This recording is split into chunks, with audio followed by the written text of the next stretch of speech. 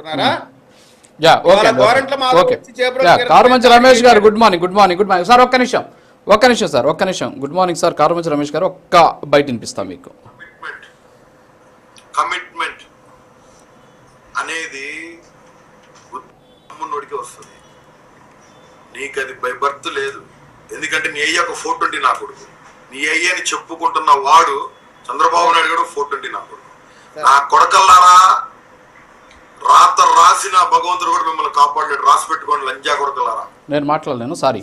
Yeah చెప్పండి కారుమంచి రమేష్ గారు, react అవ్వండి. ఇది బోరుగడ్డ అనిల్ కుమార్ గారు మాట్లాడిన భాష నాకు కూడా కొంచెం ఇంకా నేను బయట ప్లే చేయను, సారీ టు సే. సో మీరు రియాక్ట్ అవ్వండి. ఏంటి ఇలాంటి వాళ్ళ మీద కూడా మీరు చర్యలు తీసుకోలేని పరిస్థితి, ఇప్పుడు చర్యలు తీసుకుంటే ఏమో మీరు ఏదో మాట్లాడుతున్నారు, ఏమంటారు? గుడ్ మార్నింగ్ రాజు గారు, మీకు ప్యానల్లో ఉన్న సభ్యులకు అలాగే ప్రైమ్ 9 ప్రేక్షకులందరికీ కూడా గుడ్ మార్నింగ్ అండి. ముందు మొట్టమొదటి నుంచి కూడా మేము చెబుతుంది, బోరుగడ్డ అనిల్ అనే వ్యక్తి మా పార్టీకి సంబంధం లేని వ్యక్తి. ఒక్క నిమిషం కిరణ్, సంబంధం లేని వ్యక్తి. అతను మాట్లాడిన మాటల్ని ఏ రోజు కూడా నేను సమర్థించలేదు. ఎప్పుడూ కూడా అతను మాట్లాడిన మాటలు తప్పని చెప్పడమే జరిగింది. గత డిబేట్స్ లో కూడా మీరు ఎప్పుడు కూడా మరి కంప్లైంట్ ఇచ్చినప్పుడు మీరు కాదు సార్ రమేష్ గారు, ఇప్పుడు కారుమంచి రమేష్ గారు కాదు ఇక్కడ మనకి ఇంపార్టెంట్ ఏంటంటే, వైఎస్ఆర్ కాంగ్రెస్ పార్టీ అధికారం ఉన్నప్పుడు ఇలాంటి సంఘ విద్రోహ శక్తుల్ని జుట్టు పట్టుకొని లాక్కొచ్చి లోపలేసి కుమ్ముంటే ఇలాంటి పరిస్థితి ఉండదు కదా. వాళ్ళని ప్రశాంతంగా వదిలేశారు మీరు సమాజం మీద. కారుమంచి రమేష్ గారి గురించి మాట్లాడారు. కారుమంచి రమేష్ గారు చాలా నిబద్ధత, నిజాయితీ, అలాగే విచక్షణ కలిగినటువంటి వ్యక్తి. నేను చెప్పేది వైఎస్ఆర్ కాంగ్రెస్ పార్టీ ప్రభుత్వం గురించి. వైఎస్ఆర్ కాంగ్రెస్ పార్టీ తరఫున కూడా ఎప్పుడూ కూడా అతన్ని మేము ఎంకరేజ్ చేసిన పరిస్థితులు అయితే ఎప్పుడూ లేవు. ఎందుకంటే అతను మాట్లాడిన మాటలు సభ్య సమాజం అందరూ కూడా తలదించుకునే విధంగా మాట్లాడిన మాటలే. ఏ ఒక్కళ్ళు కూడా అతను ఆ రోజు మీరు చర్యలు తీసుకోని ఉంటే ఈ రోజు కారుమంచి రమేష్ గారికి క్లాప్స్ కొట్టుంటాం అందరం. ఆ రోజు మీరు చర్యలు తీసుకోని ఉంటే ఈ రోజు కారుమంచి రమేష్ గారికి క్లాప్స్ కొట్టుంటాం. వీళ్ళు మాట్లాడుతున్నారు కదా సార్, అంకమరావు గారు కానీ లేకపోతే మన విజయకిరణ్ అన్న కానీ మాట్లాడారు. వాళ్ళు మాట్లాడుతూ కేవలం అంకమరావు గారు అయితే గత 5 సంవత్సరాల్లో మీరు కూడా మీ డిబేట్ స్టార్టింగ్ లో గత 5 సంవత్సరాల నుండి అని చెప్పడం జరిగింది. ఇది గత 5 సంవత్సరాల నుంచి మొదలు జరిగింది కాదు సార్. 2014 ముందు నుంచి తెలుగుదేశం పార్టీ ఆర్గనైజ్డ్ గా మనందరికి కూడా తెలుసు షర్మిల గారి విషయంలో ఏం జరిగిందో. దాన్ని మాట్లాడితే వీళ్ళు ఏమంటారంటే ఆ తల్లి చెల్లి కూడా ఈ రోజు జగన్ గారితో లేదని చెప్పి మళ్ళీ మా విజయ్ కిరణ్ అన్న గడిచిన 5 ఏళ్లలో వర్రా రవీందర్ రెడ్డి గారు అదే షర్మిల గురించి ఏం మెసేజ్లు పెట్టారో చూసారు సార్ మనం. గడిచిన 5 ఏళ్లలో అదే షర్మిల గారి గురించి వర్రా రవీందర్ రెడ్డి పెట్టిన మెసేజ్లు కూడా మనం చూసాం. అంతకంటే దారుణమైన మెసేజ్లు పెట్టారు. దారుణం కదా. ఇప్పుడు అదే షర్మిల గారు నందమూరి బాలకృష్ణ గారి ఇంటి నుండి ఇవన్నీ జరుగుతున్నాయని చెప్పి తెలంగాణ పోలీస్ మాకు చెప్పారు అని చెప్పి క్లియర్ గా స్టేట్మెంట్ ఇవ్వడం జరిగింది. మరి ఆ రోజున అది పెంచి పోషించింది, ఈ విషవృక్షాన్ని పెంచి పోషించింది ఎవరండి? తెలుగుదేశం పార్టీ. ఐటీడీపీ అనేది ఒకటి పెట్టి నారా లోకేష్ గారు, చింతకాయల విజయ్ గారి ఆధ్వర్యంలో ఈ విష సంస్కృతిని అంతటిని కూడా పోషించడం జరిగింది. అలాగే నిన్న ఈ చేబ్రోల్ కిరణ్ అనే వ్యక్తి విషయంలో కూడా మీరు చూడండి, ఒక వీడియో బయటకు వచ్చింది.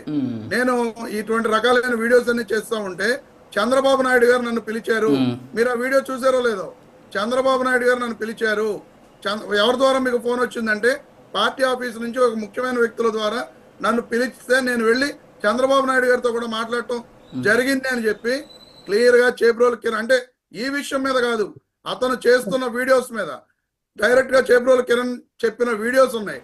అంటే ఇవన్నీ కూడా తెలుగుదేశం పార్టీ పెంచి పోషించిన విషయాలు కదండి. సరే, మీరు కొడాల నాని గారి గురించి వాళ్ళ గురించి వీడియోలు చూపిస్తున్నారు. ఈ రోజున అలాంటి మాట్లాడిన వాళ్ళకి జగన్మోహన్ రెడ్డి గారు మంత్రులు ఇచ్చారని అంటున్నారు. నిండు మహానాడులో ఒక పెద్ద సభలో కావలి గ్రీష్మ గారు రండి నా కొడకల్లారా అని చెప్పి తొడగొట్టి ఆ మాట్లాడిన ఆవిడకి ఈ రోజున చంద్రబాబు నాయుడు గారు పిలిచి ఎమ్మెల్సీ ఇచ్చారు. మరి అది కరెక్ట్ అంటారా? వంగలపూడి అనిత గారు నేటి హోంమంత్రి గారు దానికి విజయ్ కిరణ్ గారు సమాధానం చెప్తారు.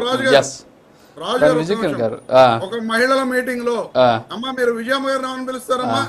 విజయ అమ్మ. భారత్ గారిని ఏమని పిలుస్తారమ్మా? భారత్ అమ్మ. మరి వాళ్ళు మీకు అమ్మ అయితే ఏమవుతారు అని చెప్పి అడిగిన వంగలపూడి అనిత గారిని ఈ రోజు హోంమంత్రిని చేసిన చంద్రబాబు నాయుడు గారు మరి ఈ రకంగా చెప్పుకుంటూ ఒక్క వెళ్తే నిమిషం మాట్లాడండి. చాలా ఒక్క నిమిషం, ఒక్క నిమిషం. మాట్లాడే సమయానికి తెలుగుదేశం పార్టీ వికృత చేష్టలు, వికృత దాడులు, వాటన్నిటిలో వేదనలో ఉంచినటువంటి ఒక్క మాట అదే పెద్ద రాజ్యాంగ వ్యతిరేకమైన మాట కాదు, అదే పెద్ద బూతు మాట కూడా కాదు. మీరు దాడులు చేస్తే ఎవరు దాడులు చేస్తారు? అరే ఆగన్నా, నువ్వు ఓకే మాట్లాడినప్పుడు ఓకే విజయ్ కిరణ్ గారు ఒక నిమిషం. నువ్వు మాట్లాడినప్పుడు నేను విన్నా. అలాగే వింటాం. ఓకే చెప్పండి. రాజు గారు గోరంట్ల మాధవ్ గారు మాట్లాడిన మాటని వినిపించారు. మరి అలాగే వంగలపూడి అనిత గారు మాట్లాడిన మాట, దాని అర్థం ఏంటి? కావలి గ్రేష్మ గారు మాట్లాడిన మాటలకు అర్థాలు ఏంటి? ఈ రోజున అలా ఎవరు మాట్లాడినా తప్పే. అది కావలి గ్రేష్మ గారు అవ్వచ్చు, వంగలపూడి అనిత గారు అవ్వచ్చు, గోరంట్ల మాధవ్ గారు అవ్వచ్చు. ఏంటి పుట్టుకల గురించి మాట్లాడింది ఇది ఒకటే అంటారు అయితే మీరు? అంటే పుట్టుకల గురించి ఇందాక మీ మాజీ మంత్రి గారు మాట్లాడింది, పుట్టుకల గురించి మాట్లాడింది ఒకటే. ఏంది ఇంత జరుగుతున్నా మీ మాజీ ఎంపీ మాట్లాడింది కూడా ఒకటే. అంటే నారా లోకేష్ ఆడ కాదు మగ కాదు అంది కూడా అంతేనా ఏంటి అసలు? అంటే వాళ్ళు మాట్లాడారు కాబట్టి మేము మాట్లాడుతూ ఉన్నారా? అంటే మీరు ఒకటి sir straight question sir, Ramesh గారు స్ట్రైట్ క్వశ్చన్ మీకు ఈ రోజు ప్రభుత్వం తీసుకుంటున్న చర్యలు మీరు స్వాగతిస్తారా లేదా?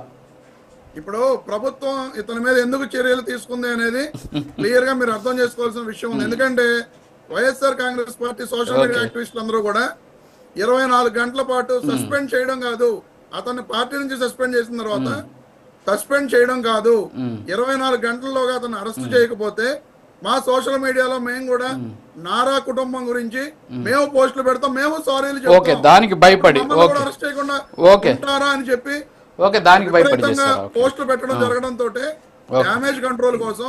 ఎందుకంటే మళ్ళీ ఇవన్నీ కూడా పోస్టులు పెడతారు, మళ్ళీ అందరి మీద కూడా అరెస్ట్ చేస్తే వీళ్ళని అరెస్ట్ చేయాలి. ఎందుకంటే ఆటోమేటిక్ గా ఇటు నుంచి ఈ రకమైన పోస్టులు పెడుతున్నప్పుడు అటువైపు నుంచి కూడా మళ్ళీ పోస్టులు పెడతారు. ఇదంతా కూడా చాలా డ్యామేజ్ అయిపోతుంది అని చెప్పి డ్యామేజ్ కంట్రోల్ కోసం అతను అరెస్ట్ చేశారు. సరే అరెస్ట్ చేశారు కాబట్టి ఖచ్చితంగా స్వాగతించాల్సిన విషయమే. కానీ ఈ అరెస్ట్ వెనక పొద్దున ఎన్ని కుట్రలు జరుగుతాయో, ఎందుకంటే అతనికి రిమాండ్ పంపిస్తారో, ఎందుకంటే వైఎస్ఆర్ కాంగ్రెస్ పార్టీ నాయకులు అందరూ కూడా వివిధ చోట్ల ఈ అతని మీద కేసులు పెట్టడం జరిగింది. వైఎస్ఆర్ కాంగ్రెస్ పార్టీ వాళ్ళ మీద ఏ రకంగా అయితే 16-17 కేసులు నమోదు చేసి 2-3 నెలలు జైలు నుంచి బయటకు రాకుండా చేశారో, ఆ విధంగా ఇతనికి చేస్తారో చేయరా అనేది కూడా మనం వేచి చూడవలసిన విషయం. అలా ఆ రకంగా గనక ఈ ప్రభుత్వం నిర్ణయం తీసుకుని చేస్తే ఖచ్చితంగా ఈ ప్రభుత్వానికి చిత్తశుద్ధి ఉన్నట్టు. లేకపోతే వాళ్ళ కార్యకర్తలు వాళ్ళని కాపాడుకోవడానికి ఏదో తూతు మంత్రంగా కేసు పెట్టి మళ్ళీ వాళ్ళ లాయర్లనే పెట్టి బయటకు తీసుకురావడానికి ప్రయత్నం చేస్తుంది. అప్పుడు ఈ ప్రభుత్వానికి చిత్తశుద్ధి లేనట్లే కదా రాజు గారు. దాసరి కిరణ్ గారు ఏంటి భయపడ్డారా మీరు? ఏంటి మీ ప్రభుత్వం భయపడిందా? మరి మళ్ళీ మాకు మళ్ళీ రిటర్న్ కేసులు పెడతారు, రిటర్న్ పోస్టులు పెడతారు, ఇంకా వాళ్ళ కుటుంబం నుంచి అంటారనే భయంతో అరెస్ట్ చేశారంట. మరి ఏంటి మీరేమో ఒక పక్క జాకీలు పెట్టి లేపుతున్నారు? చెప్పండి కిరణ్ గారు, దాసరి కిరణ్ గారు. అందరికీ నమస్కారం సార్. ఇప్పుడు నిన్న జరిగిన అరెస్ట్ ఉదంతం, లేదంటే అతను ఎవరైతే చేబ్రోలు కిరణ్ అనే వ్యక్తి అతను మాట్లాడిన మాటలు ఎవ్వరూ హర్షించదగ్గ విషయం కాదు. ఇందాక విజయ్ కిరణ్ గారు చెప్పినట్టు నిజంగా ప్రతిసారి కిరణ్ అంటే ఇబ్బందికరంగానే ఉంది. నేను చెప్పాలనుకున్నాను, విజయ్ కిరణ్ గారు చెప్పారు ఆ మాట. అయితే పవన్ కళ్యాణ్ గారు ఫస్ట్ నుంచి మాకు చెప్తున్న మాట, అంటే ఇంటర్నల్ గా మా మీటింగ్స్ జరిగినప్పుడు కూడా అధికార ప్రతినిధులందరినీ